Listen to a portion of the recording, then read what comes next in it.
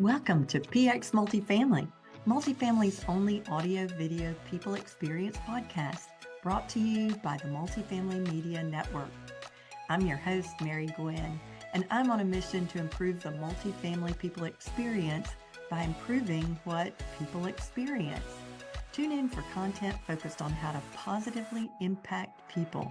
That's our team members, our residents, supplier partners, and our clients. Everything is about the people experience. Hello, everybody. I'm Mary Gwynn, host of PX Multifamily, the People Experience podcast. You want information to improve the resident experience in your communities? Then listen in. I am really excited. I have Katie Ritter and Jake Hughes, industry friends who work with widewhale.com. And while I'm just meeting them in person today, I feel like I know them because I recently watched more than one time a webinar series they did that you are going to love and you're going to want the link to. So Katie, Jake, please introduce yourselves. Hey, Mary, thank you so much for having us. This is exciting, and I mentioned this to you when we were chatting, but love the title, people experiences. This is a lot of what our data says and a lot of what we talk about. So very excited to be here. My name is Katie Ritter. I'm our National Director, Multifamily here. I work with all of our multifamily clients. Multifamily is one of two main wide wheel verticals. So I'm couldn't be happier to be working with folks in multifamily, and excited to dive into the data a little bit further. Very nice to meet you. My name is Jake Hughes, Director of Marketing here at Wide Whale. And thanks for the promo, Voice of the Resident. Katie and I have been working on that for 3 or 4 months now. And it was a sigh of relief when we finished it up, I will say. It was our first sort of dipping our toes into that type of experience, and I think it worked out really well. Little background on me, I come from automotive before Wide Whale, so Wide Whale is primarily focused on automotive and multifamily. Spent some time at Car Gurus there before coming up to Burlington, joining Wide Whale, and building up Wide Whale from a little itty-bitty company to a nice mid-sized company that we are now. Well, Jake and Katie, thank you for the introductions. I have listened to your 3-part webinar series. Like I said, Voice of the Resident, the first part, I think I listened to 3 times, and I am a fan. You presented such great data, and our industry really loves data, but we get a lot of it. So what was impactful for me was the way you shared your insights. It was extremely helpful. So tell us where your data comes from and what you focus on and why it's important to us. Jake, take that one away. Do it. It goes back 5 years ago at this point. So we initially started this concept with a graduate student at Princeton. We were able to hand over a set of 10,000 reviews, and she looked through it and pulled out initial insights. I believe at the time this was within automotive. And she found one of the trends that we also find today as we've expanded our capabilities and our data set, how important people are within multifamily and other industries at driving resident experience. We'll get more into that later. As we evolved, we have always had this idea, this goal of there's all this amazing information out there. Our residents, our customers are telling us what they prefer, what they want, what they like, what they don't like. It's all available out there online in the public arena, and we just have to capture it, bring it in, and organize it. So that's what we've set out to do and achieved through our data set as we built it over the last 18 months. But it required us bring on a data science team in-house, learning how to process the information and to make sense of it. And we developed new strategies to analyze this information and make it digestible. And then ultimately the end result was the presentation of the information and key trends related to certain life cycle stages that we presented in the series, and we'll be talking about more today. the full data set is about 400,000 reviews specifically for Google.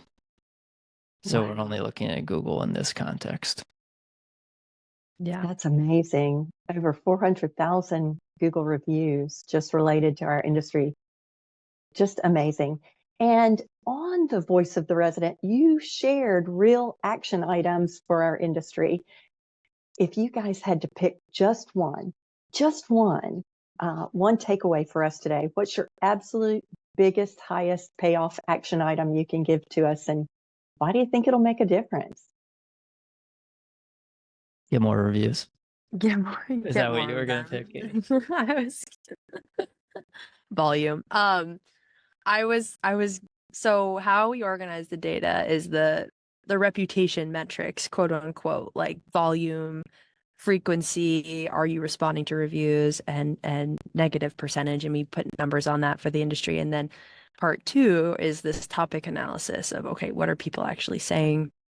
I think for that first category, the big takeaway for me would be what Jake said is volume. We have a real opportunity to get more reviews, not only to help inform and influence your prospects and residents. They trust what other people say, right? So there's an influencing element there. But there's also, now that we can interpret this data, there's a way to really fill out the full life cycle and get these actionable insights through more reviews. So that, and we do see with more reviews, better ratings, and overall scores, because you're getting a more accurate picture of what it's like at the community. And dovetailed into this is maintenance, which I know we're not covering today. We'll do a sneak preview.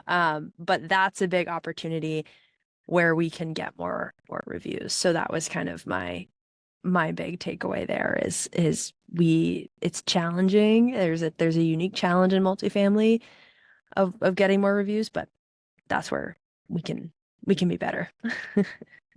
Interesting. So you broke up the data, and thank you for giving the little sneak. We're going to talk next week live at Apartmentalize about the maintenance side of things, because that's a big, huge opportunity in the review process. But you broke up the data into different points in the resident journey, and the first part was tour and move in, the second residency, and the third retention. So there are a lot of things that overlap, but I just wanted to start with the tour and move in. I was really excited about your feedback about the tours themselves. Can you talk about your findings and what you think the low-hanging fruit for our industry is, and so that our listeners know something they can do about those reviews? Yeah, so I think to expand on the last point, we recommend getting more reviews because it sort of takes care of everything else. We've observed that the industry tends to focus very much on rating, and driving up rating is the primary objective. In our experience, a successful strategy that increases volume has the byproduct of driving up rating because of one of our other soapboxes, our concept of the mirror. Is your reputation accurately reflecting the true experience of the community, or is it a little bit muddled because it's driven by organic, negatively skewed reviews that aren't necessarily the accurate picture of what's going on at your community? So when more voices are involved, when more residents share their experience, it tends to drive up reviews because most people are fairly happy, but I don't want to say lazy, but there's not the motivation there to leave a review. So getting more people involved will drive up ratings. And how you do that is find moments in the life cycle of a resident that have high volume. So there's lots of opportunity to generate reviews. Tour being number one. Tour is a stage that is dramatically underutilized by the industry, is what we're seeing. Of our 400,000 reviews, only 5.85% are specific to the tour stage. And this may be because it's not necessarily a resident experience per se. So there might be less adoption, but it is a material interaction with your community, and in our opinion is relevant to ask for a review at that moment in time. And it is the highest rated stage out of 4.2. So we have high volume, high rated stage, but low adoption by the industry. That's the number one thing we would recommend marketers go after to improve reputation. So it's when our resident is happiest, and yet we don't ask for a review then. And Katie, one of the points you made, I think, on maybe the first session was that the difference with our industry and reviews and some other industries is that it's a 365-day interaction as opposed to they buy a car and they leave the lot and you wave goodbye. Totally. But we don't ever wave them goodbye. No. Yeah, totally. And you see that a little bit in life cycle ratings. They do tend to go down, which isn't entirely shocking. But I think with this unique challenge, it does bring in the question of, okay, well, what is consistent in delivering a positive experience throughout all 4 life cycle stages? And it's people. And we see it in tours, we see it in every single life cycle stage. And that's a constant that is controllable. And I think that when in tour specifically, which makes sense, we see people driving positivity in 75%, which is about 11 to 13% higher than the benchmark for all stages. People, AI can't quite bring you through a building yet in an effective way, and you can't quite get the experience, the true experience on site without a person guiding you. And so I think that is a key element of this. And in so much discussion of where do we use AI, where do we use people, how can we reconcile that? I think that was a big thing that came out of this research is we can't forget about people, and we can't forget about the impact that they can have on an experience. Well, speaking of AI and that experience, your data pertaining to scheduling appointments was a shocker to me. We have implemented AI to help with finding after hours leads and calls, and our AI is named Luna, and Luna's mission is to set appointments if possible, and your data made me sort of back up a little bit. Can you share feedback on what you saw and some ideas you might have for reducing the pain point where full touring and setting tour appointments is concerned? Yeah, I think I said to Jake in this, I was like, I am shocked by this because you're shocked. I think I agree with you because they're like scheduling and that seems like something that we could be able to do online, and you pick a time and you show up. It was interesting talking about this and kind of getting some feedback from people commenting on LinkedIn, which was great. And so our reaction to this is that it's shown so much more in negative reviews and not really present in positive. So when things meet expectation, people don't necessarily go and say, this was the easiest scheduling situation I've ever had. Like, you know what I mean? So it could be a byproduct of just like, when you show up and you thought you had a time confirmed and no one was there, and now the scheduler, things got muddled and people are upset. So it's just a natural thing to complain about. One thing that we talked about in the series is in the NMHC technology report, a lot of this scheduling and lead nurture is owned by marketing teams, which makes sense. That's their job. Not a lot of it was owned by operations and teams on site. So my hypothesis was wondering of, okay, how, and I'd love to get your thoughts on this too, Mary, is how do we incorporate on-site teams maybe more with the tech and scheduling and aligning calendars and having them own a little bit more of that portion versus keeping it squarely in the marketing arena for lead nurture. So that was just something we postured. I don't know the answer. I wish I wish I did, but that was something that came across, just something to think about of who owns this, and is that handoff, something's missing in that handoff. It's a great point. And again, you would think it was the simplest point, but it made us look at our processes, and we don't have the answer yet, but we're working on it. But what we did try, or we are trying, is requiring that our team, well, our marketing team, it is still in marketing, our marketing team ensures that our site teams are actually interacting with the AI. Mm-hmm. And in addition to that, we're requiring that our site team do some kind of confirmation of the appointment too. Nice. Now, we'll see how that factors out and if that's an effective way. And if not, we'll listen to feedback from our team and hope that our reviews skew your results in a more positive way. Yes. But I just love that you're giving us things that we can examine our processes and try to improve, because, who wants a pain point in your early process? Mm-hmm. Yeah. Well, I think it's all, I think I'm it's, sorry.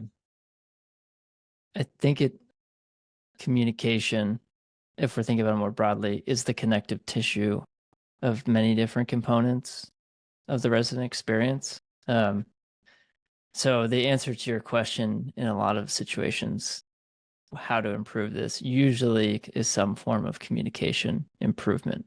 And we see communication comes up more often than scheduling appointments in negative reviews. The growth metric is lower. So scheduling appointments for tours comes up in 16% of reviews. Communication is 36%. I see those two things as related. Usually there's a communication breakdown that's likely related to scheduling appointments that's causing issues and showing up in negative reviews. And we see scheduling appointments only comes up in 1.5% of positive reviews. So to Katie's earlier point, it's a proper communication, proper scheduling of an appointment is an expectation. And it's the absence of it in positivity means that it's expected to go right. And when it doesn't, it causes problems. That's a great point. Well, you referred a little bit ago to your soapbox, which I found fascinating. And you have that you think of it, I think of it as a little bit similar to what I call my industry rants, for lack of a better term. But these are the things that you guys extracted from the data and that that we can and should, as multifamily operators, do better with. So based on the tour and move-in experience, what are you shouting from your soapbox today? Jake, do you want to go first? I alluded to soapbox number one, which is every operator needs to be leveraging tours to generate more reviews, manage their reputation. But that's easy. That's going to be something that I think a lot of people successfully execute on in the next year. I think that's going to become the industry standard. So that's one. And two, you can't ignore people. Your on-site staff is your number one driver of positive outcomes, as noted by resident experience within our data, and doing anything and everything you can to facilitate the productive interaction between your team and the individual on site is going to sort of give you the most leverage to create positive outcomes. And we all know this, AI is taking the industry by storm. Everyone's obsessed with figuring out how to use it. And we're not saying don't use it. We're saying it needs to be used in a way that frees up your team's time so that they can put all of their effort on in-person interactions. Do everything that the AI cannot, because that's, if you have one, thing to do, lever to pull to create that positive resident experience, it's hire the right people and put them in situations to succeed. Yeah. I agree with all of that. One anecdote about people that I think will be impossible to replace is it's not yes, it's of course when you go to tour a community, how you interact with the property manager, the leasing agent is important. What I think people pay attention to is how they interact with other residents. So if I'm taking a tour and I see someone that's like, Mary, hey, how you doing? Like petting the dog, like I'm like, I want to be a part of this. This is a community. And so I think there's something to be said for leasing agents, property managers, folks on site, how you interact with everybody, not just the person giving the tour. That's what I would pay attention to.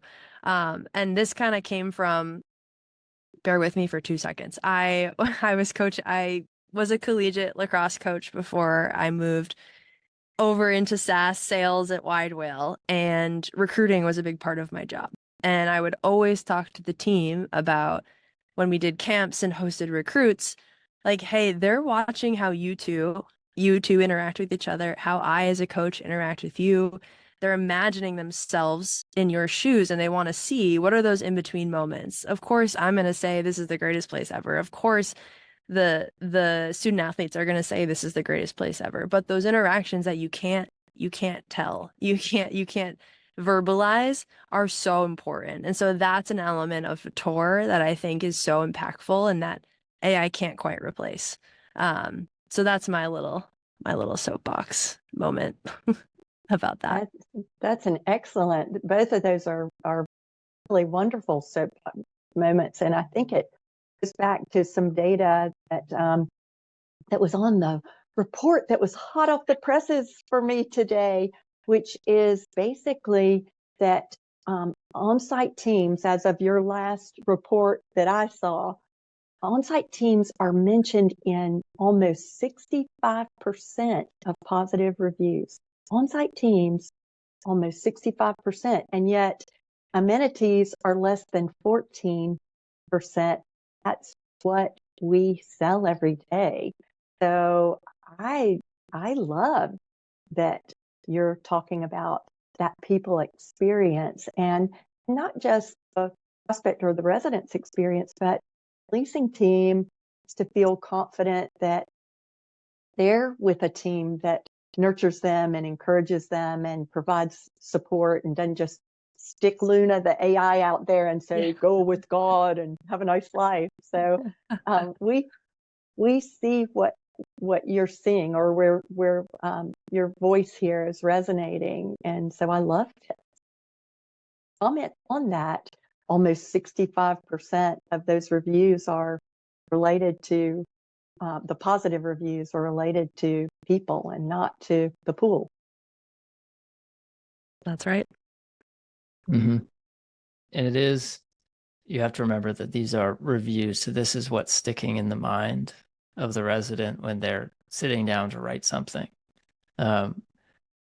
And people are there front and center. A mention within a review usually is somebody's name, the specific team member's name. Mm-hmm. That's amazing. And we see that in automotive as well. People highlight the individuals they tend to remember that they interacted with. It's very influential. And I think, to Katie's point earlier, community is similar. Community is a feeling that's created over time. And we see topics like community come up more often than something more specific like events, something more tactical. Events are a sort of a means to creating community, but when it comes down to it, when it's time for renewal, when it's time to sign the contract for next year, it's, did I feel like I belong here? Am I surrounded with people that I enjoy? And those topics tend to stick, and those tend to be what comes up more often than a specific food truck event or a cornhole tournament or ping pong or whatever. Wow. And yet again, our emphasis is sometimes on those things. So we meet again next week at Apartmentalize, and we actually have a live broadcast on Thursday, June 20th at 4 p.m. And I'm extra excited about that one because we delve into something that I'm so passionate about, which is the impact of maintenance on our brand. And we'll capture your insights live. You know, it was hard for you, I know, not to focus on that today, especially because your data, your fresh off the presses data today shows that maintenance is mentioned in 35% of negative reviews. 35%. And it just shouldn't be that way. So, do you guys have any teaser you'd like to share before we sign off today? Did I steal it from you? Maintenance is so we've been poring over this data for a few months now. And I feel like every time Katie and I meet to put together a new presentation, maintenance is always on that list. It has its own category. It's coming up in moving, it's coming up in retention, unit turnover, all these things. It just constantly is popping up in every different facet. It's the number one driver of negativity. It's the number two driver of positivity. Wow. And all that to say, in spite of all that, it's not rated very well. It has a 2.89 average rating. And we'll get into why that we believe that is next week. But I think, as I pointed out earlier, core is a piece of the puzzle that operators need to leverage to improve their reputation. But that's going to just become the standard. I think maintenance is really the secret sauce. Maintenance, if you can get it right, your group will have a competitive advantage because it's very common, it's very present, it's very powerful. But it's not a given that you're going to get the best reviews. You have to work for it. So whoever can figure that out is going to have an advantage that can't be easily replicated. And we'll kind of dig into that more next week. Yeah. No notes, Jake. Crushed it. Those are the previews and I can't wait. I'm excited. I'm excited. Y'all have me thinking, I can't wait to hear this next week. Well, I just want to thank you, Katie and Jake, and thank you, PX Multifamily listeners. I hope to see you live with Katie and Jake at Apartmentalize next week. Thank you so much. Thank you. Can't wait to be there. Thank you for listening today. Did we accomplish the mission? Did we improve what people experience in the multifamily space? What are your thoughts on this important topic? I hope you'll share your thoughts in the comments or email me directly, mary@aptdynamics.com. And please like, comment, and subscribe. Want to hear other industry speakers whose goal is to bring along the next generation of leaders? Then just log on to multifamilymedianetwork.com, where you'll hear from some of the most innovative voices in the industry. Thanks again for joining me, Mary Gwynn, on PX Multifamily, the People Experience podcast.